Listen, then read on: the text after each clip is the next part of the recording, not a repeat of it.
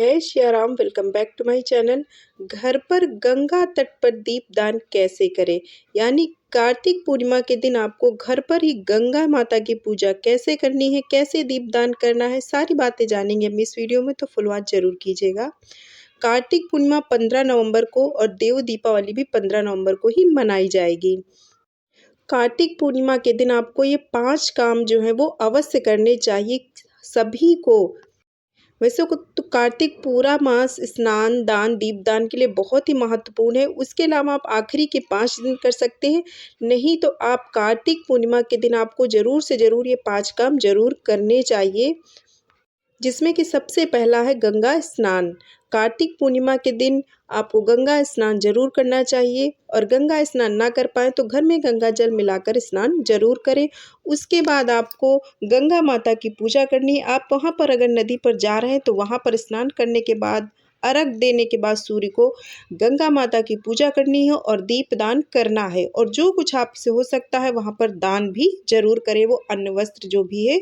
इसके अलावा आप नहीं जा सकते तो आप घर पर गंगा जल मिलाकर स्नान कर ले। उसके बाद साफ वस्त्र कपड़े पहनकर इस तरीके से आप घर में जैसे कि देख रहे हैं घर पर, वहाँ पर शुद्ध साफ जगह पर कर ले, और वहाँ पर एक बड़ा सा बर्तन ले ले, उसमें गंगा जल डालें, फिर साफ शुद्ध पानी मिला ले, उसमें थोड़े से फूल वगैरह डालकर उसको पूरा विधिवत पूजा के लिए तैयार कर ले। उसके बाद आप धीरे धीरे पहले आप उसमें हल्दी लगाइए, कुमकुम लगाइए, फूल अर्पित कीजिए, धूप जलाइए। उसके बाद अक्षत रख लीजिए, भोग रख लीजिए। सारी सामग्री एकत्रित करने के बाद एक तरीके से जैसे कि आप वही प्रार्थना करिए एक जगह, जैसे कि आप घाट पर यानी तट पर जाकर पूजा करते हैं उसी तरह आप घर पर पूजा करेंगे। आप हल्दी कुमकुम लगाइए, उनको धूप दिखाइए, दीप जलाइए, और उसके साथ ही भोग समर्पित कीजिए, या और कुछ आप देना जो आप वहाँ पर दान देना चाहते हैं वहीं पर आप सब कुछ निकाल कर रख लीजिए कि हे गंगा माता, आप वहीं पर आप समर्पित करें। और जो आप दान की सामग्री निकालेंगे वो आप बाद में जाकर जो भी हो सकता है ब्राह्मण वगैरह जिसको देना आप चाह रहे हैं उसको आप बाद में जाकर दे सकते हैं। आप निकाल कर उसी समय पर आप हाथ जोड़कर प्रार्थना करके रख लीजिए। इसके अलावा जितने भी मौसमी फल है, भोग वगैरह, वो भी आप उसी समय समर्पित कर देंगे। तो सारी पूजा आपको उसी थाली में जहाँ पर आपने माता गंगा को अवतरित किया है यानी विराजमान किया है, वहाँ पर आप पूरी विधिवत पूजा करेंगे। उसके बाद इस तरीके से आप पान के पत्ते या पीपल के पत्ते ले लीजिए। आपको 5 एक जो जितने भी दिए का दीप दान करना है आप उस पर घी लगाकर, बत्ती लगाकर इस तरीके से तैयार कर लीजिए, और उनकी पूजा करने के बाद उसी तरीके से आप थाली में उन दीप को दान कर दीजिए। जैसे कि हम घाट पर जाते हैं, तट पर जाते हैं, जैसे कि हम करते हैं उसी तरीके से आपको पूरा दान कर देना है। तो कार्तिक पूर्णिमा के दिन आपको स्नान, सूर्य को अर्घ, उसके बाद दीपदान करना है तो आप वहाँ पर करिए, नहीं तो घर पे करिए। उसके अलावा 365 बाती का दिया जलाया जाता है कार्तिक पूर्णिमा पर। आप चाहे तो एक जलाने की कोशिश करिए, आप 5 दिए जरूर जलाएं 365 बाती के। यानी पूरे साल अगर आप कुछ नहीं कर पाते हैं या पूरे कार्तिक महीने में कुछ भी नहीं किया, तो एक कार्तिक पूर्णिमा का ही ऐसा दिन है जिस दिन आप सारा कुछ अपने पूरे साल जो आपने नहीं किया उसका लाभ आपको एक ही दिन में मिल सकता है। तो इसीलिए आप 365 बाती का कोशिश करें, एक दिया जरूर जलाएं। तो बहुत ही सिंपल से तरीके से आप दीपदान घर पर ही कर सकते हैं। इसके अलावा आप तुलसी जी की पूजा कार्तिक पूर्णिमा के दिन जरूर करनी चाहिए। अगर आपने तुलसी विवाह किया तब भी पूजा करें, विवाह नहीं कर पाए हैं तो आप कार्तिक पूर्णिमा के दिन तुलसी माता की पूजा जरूर से जरूर करें, उनको श्रृंगार की सामग्री अर्पित जरूर करें।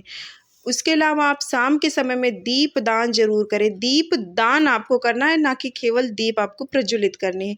इसके अलावा भगवान शिव की पूजा अर्चना आराधना इस समय मुख्यतः तौर पर काशी बनारस में, जो क्योंकि कार्तिक पूर्णिमा के दिन ही देव दीपावली भी मनाई जाती है, तो ऐसी मान्यता है कि भगवान त्रिपुरासुर नाम के राक्षस का वध किया था और उसी के उपलक्ष्य में देवताओं ने दिवाली मनाई थी, तो इसीलिए देव दीपावली भी मनाई जाती कार्तिक पूर्णिमा के दिन और दीपदान किया जाता है।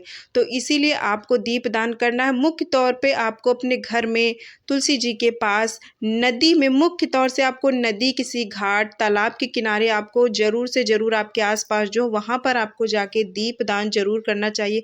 कोई भी नदी हो, तालाब हो, कुआं हो, वहाँ पर आपको मुख्यतः तौर से दीपदान दीपदान जरूर करना चाहिए। इसके अलावा आपके आसपास जो मंदिर हो, अगर आप उस जगह पर नहीं जा सकते हैं तो अपने घर के बाहर नाम लेकर प्रार्थना करके विधिवत घर में पूजा करने के बाद दियों का बाहर जाके आप दीपदान इस तरीके से भी कर सकते हैं। अगर आप वहां नहीं जा सकते तो नाम लेकर प्रार्थना करके आप बाहर कुछ दूरी पर जाकर उस दियों को रख सकते हैं। तो ये बहुत ही सरल तरीके से आप घर पर गंगा माता की पूजा और कार्तिक पूर्णिमा के ये सारे काम कर सकते हैं।